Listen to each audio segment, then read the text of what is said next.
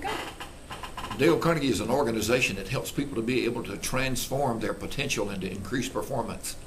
And you'd probably ask, Charlie, how in the world do you do that sort of thing?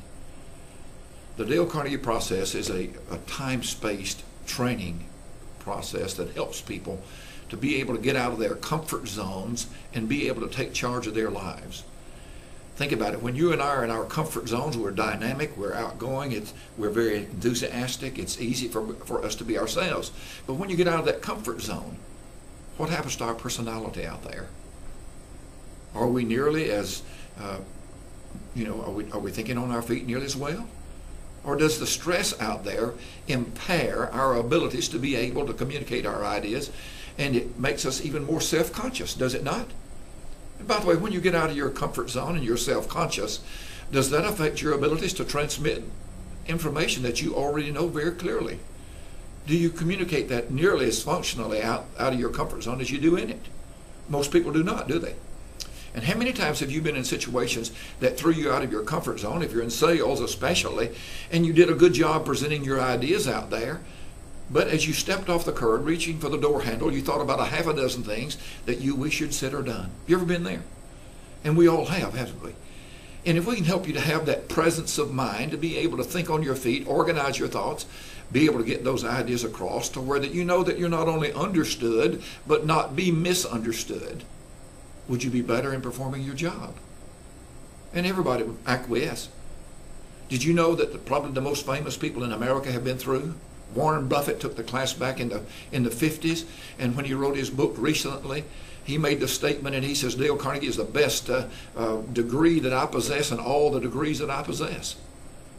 He told Melinda Gates, he said, I've always had, and early in my career, I always had a mortal fear of getting in front of groups or in having group meetings. And he said, Dale Carnegie soon changed that. But what you're doing, you're training people, and I'm not talking about lecturing. You cannot change. Me and you already know what we ought to be doing anyway, don't we? We know what we need to do, but to be able to transpose that information from an information stage to be able to implement it in the business world, there's the difference.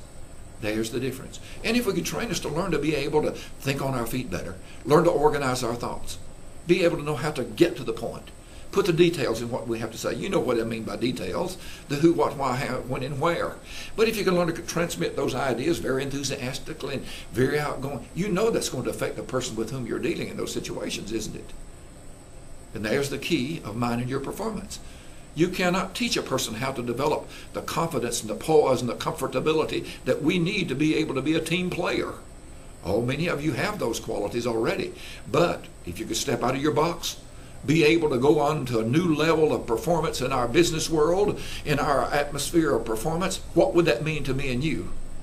Have you ever been in a situation that even though you've got tremendous expertise, but you knew this situation was going to throw you out of your comfort zone to the degree that you avoided it? Have you ever been there? I think everybody does to some degree. Emerson said many years ago, he said, if me and you will do what we fear most, the death of fear is certain. And that's what we help you to do. We put you in front of the groups in the Dale Carnegie systems. Why? Because you don't want to be a public speaker per se or a presenter necessarily.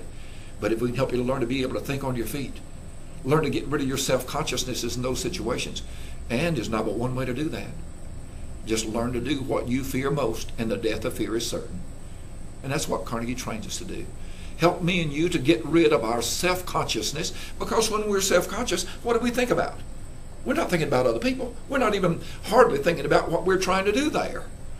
What we're really doing, we're becoming self-conscious, self-centered as it would appear, which is not that at all. We're trying to survive. And if we could learn to be able to be a very poised, comfortable, confident individual and move that to another level of our own performance, think what that would do to your future. Think what that would do to the people that you surround yourself with. Because how many times have we seen it throwing us out of our comfort zone? We avoid those circumstances, and maybe we tackle it, but we don't tackle it with the same gusto or the enthusiasm that we had before. And that damages our own self-image as well as other people's self-image, doesn't it? See, what you're doing is training people to learn to transform their potential into increased performance. And if we could help you to learn to do that, think about what that would mean to your life. Just in social situations. Be able to walk into a group where you do not know people. Maybe 15 or 20, 25 people. And at the end of a first hour, be able to walk back around that group and call them by names. And when you got ready to leave, you walk back around that group and call them a name and tell them it was nice to meet them. Number one, how would that make me and you feel about ourselves? Number two, how would it make them feel about us? Me and you gravitate to people who are very genuinely interested in us, do we not? One of the basic principles of Mr. Carnegie. Become genuinely interested in other people. But we can't do that if we're trying to survive. If our